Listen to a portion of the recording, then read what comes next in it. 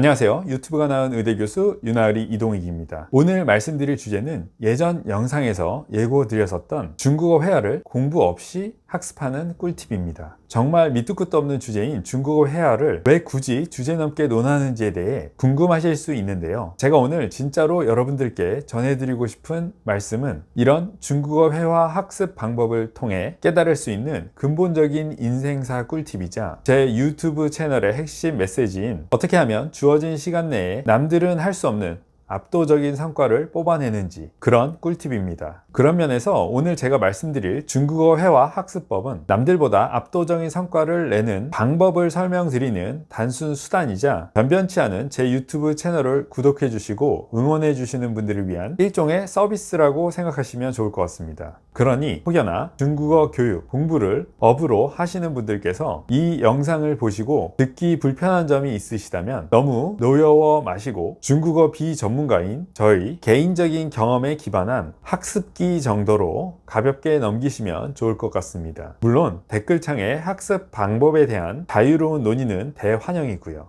자, 다들 바쁘실 테니 이 중국어 회화 학습법의 적응증과 한계부터 바로 말씀드리겠습니다. 적응증은 HSK 점수가 전혀 필요하지 않고 심플하게 이력서에 중국어 회화 가능 딱 이렇게 쓸 정도만 필요하다. 난 정말 원어민과의 기본적인 일상 대화 능력만 있으면 된다 하시는 분들입니다. 그럼 한계는 뭘까요? 이 방법으로는 딱 그 정도까지만 학습할 수 있다는 거겠죠? 제가 예전 영상에서 러닝커브에 숨겨진 꿀팁에 대해서 말씀드린 적이 있잖아요. 거기서 일단 러닝커브의 드라마틱한 상승 구간만 돌파하는 걸 1차 목표로 세우고 상승 정책이 초입에서 우리의 시간과 노력을 계속 더 투입할지 아니면 다른 새로운 러닝커브에 도전할지를 진지하게 고민하시라고 말씀드렸는데요. 이걸 보시는 대부분의 의대생, 젊은 의사분들은 당연히 중국어 회화 능력을 업이 아닌 비교 우위를 갖기 위한 유익하고 발전적인 취미생활, 그냥 옵션 정도로만 생각하실 겁니다. 본업만 제대로 하기에도 정말 바쁜 그런 상황에서 너무 많은 시간과 노력을 투입하는 것도 심각한 비효율이니 딱 그 정도만 가능한 수준으로 목표치를 세팅해보죠. 그럼 제가 중국어 회화를 학습할 당시 상황과 학습 과정부터 간단히 말씀드리겠습니다. 공보이가 돼서 뭔가 의미 있는 일을 해야겠다는 생각이 든 와중에 제 눈에 들어온 건 중국어였습니다. 솔직히 영어는 다들 웬만큼 다 잘하니 엄청 더 노력해서 갈고 닦는다고 비교 우위를 내기 어렵다. 너무 비효율이다. 내 시간과 노력을 새로운 러닝 커브에 투입해야겠다. 이런 판단을 했던 거죠. 그렇게 중국어 회화를 시작해야겠다고 생각하고 제가 가장 먼저 했던 일은 뭘까요? 중국어 회화책을 사고 성조와 한자를 외우고 인강을 들었을까요? 그렇게 아무 생각 없이 그냥 남들처럼 평범히 시작했다면 당연히 지금 윤하을이 유튜브 못 찍었겠죠? 사실 그렇게 시작했다면 이 유튜브가 문제가 아니고 아직까지도 중국어 회화 자체를 못했을 가능성이 아주 높다는 게 진짜 문제였을 겁니다. 그럼 그 당시 제가 제일 처음 했던 일은 뭐였냐? 공부가 아니고 3달 뒤 출발하는 상하이 배낭여행 비행기와 숙소를 예약한 겁니다. 여행 기간은 2주, 친구 1명과 같이 숙소는 호텔이 아닌 호스텔, 음식점은 현지인들이 가는 곳만 가고 현지에서 고속열차 티켓을 구해서 교외 여행까지 하는 그냥 마음 가는 대로 진행하는 배낭여행 컨셉으로 중국어를 못하면 그만큼 정말 아무것도 못하는 극한의 상황을 세팅해 놓고 3달 후라는 디데이까지 잡은 거죠. 여러분, 이게 진짜 제대로 된 시작입니다. 기한이 정해져 있는 정말 강력한 동기부여를 갖는 것. 이게 일단은 모든 성과의 기본 필수 조건입니다. 단기간의 그런 강력한 동기부여 말이죠.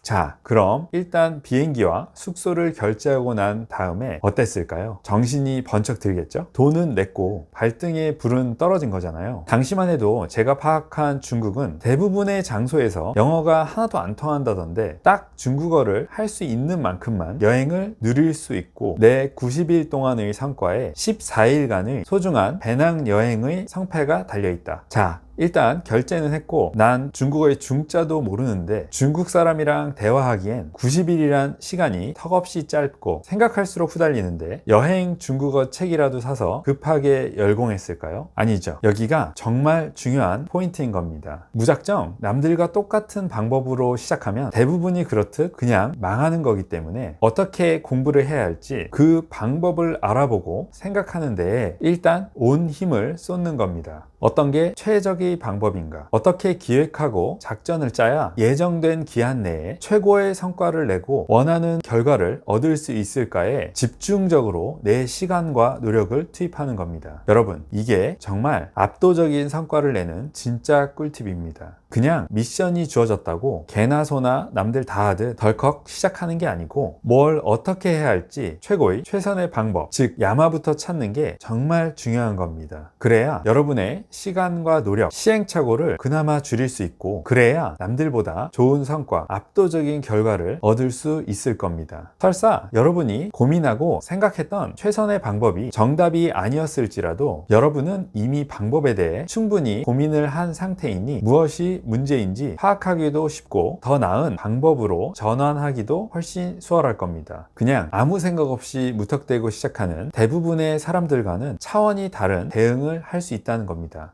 자, 그렇게 당시 상황으로 돌아가면 중국어 회화에 대한 유튜브 맛보기 인강을 2배속 스키밍 하면서 정말 탈탈 터는 거죠. 중국어를 바로 공부하거나 외우기 시작하는 게 아니고 도대체 중국어가 뭔데, 성조가 뭐고 병음이 뭔지 대략적으로 파악하고 그래서 결론적으로 나는 지금 어떤 방법을 채택해야 현실적으로 90일 안에 중국 사람이랑 프리터킹을 할 수 있냐는 확실한 목표를 세우고 그 해결책을 찾는 겁니다. 막연히 열심히 일하고 열심히 공부하는 건 절대 목표가 될 수 없습니다. 그렇게 명확한 목표를 달성하기 위해 며칠간 여러 맛보기 인강들, 유튜브들을 쭉 맛만 보던 중 뭔가 이 맛이다 싶은 강의를 발견하게 되었던 거죠. 이게 지금 생각해도 저희 중국어 회화 학습의 신의 한 수였습니다. 그 강의는 EBS 랑이라는 EBS 외국어 학습 사이트에서 발견한 정말 20-30년 전에 녹화된 듯한 화질의 송재복 강사님의 중국어 회화 무작정 따라하기 라는 강의였습니다. 맛보기 강의만 몇 분 본 순간 와, 다 필요 없고 그냥 이 방법이다. 이 방법이면 나도 90일 안에 최소한의 음식 주문이나 티켓팅 정도는 할 수 있겠다 싶은 생각이, 확신이, 착각이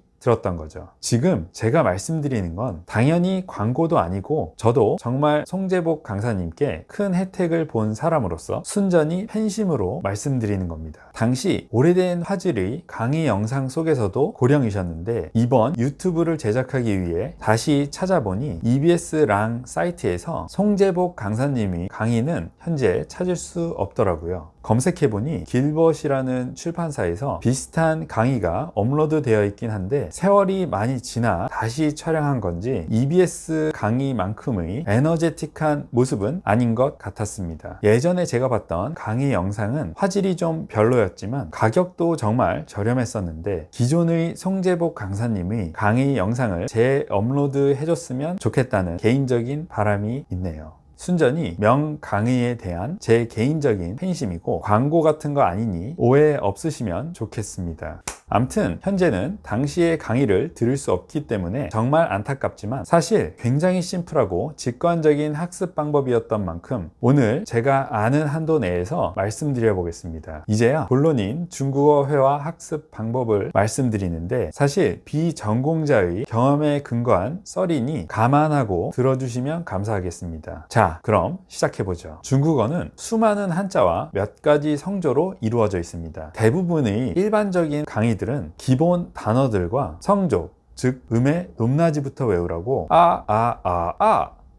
뭐 이러고 있는데 그런 게 바로 대부분의 사람들이 빠지는 함정 같은 겁니다. 기본 필수 단계라고 하면서 모두가 강요받지만 실상은 당장의 가시적인 성과와는 전혀 상관이 없고 오히려 동기부여를 저해하는 그런 지루한 함정 말이죠. 가장 강력한 동기부여는 작더라도 당장의 가시적인 성과이기 때문에 바로 활용할 수 있는 쉬운 문장들부터 탑재해야 합니다. 당장 중국 사람을 만나도 무턱대고 그리고 자신 있게 외칠 수 있는, 정말 밑도 끝도 없더라도 그런 자신 있는 한 문장이 더 중요하다는 겁니다. 중국어 회화를 시작하는 수많은 사람들 중에 대부분은 이 첫 번째 함정에서 걸러집니다. 성조와 기본 단어들만 익히다 지루해서 포기하는 거죠. 그 중에 일부만 그 지루한 첫 번째 함정을 극복하는데, 그렇게 성조와 기본 단어들을 익혔다 한들 정말 수많은 한자들이 우리의 의지를 다시 한번 시험에 들게 하죠. 이 한자들을 정말 다 외워야 하나, 어떻게 쓰는지, 읽는지, 뭔 뜻인지도 잘 모르겠는데, 이게 우리의 동기부여를 저해하는 두 번째 함정인 겁니다. 진짜 솔직히 까놓고 말씀드리면 이런 거 사실 외우거나 공부할 필요가 하나도 없어요.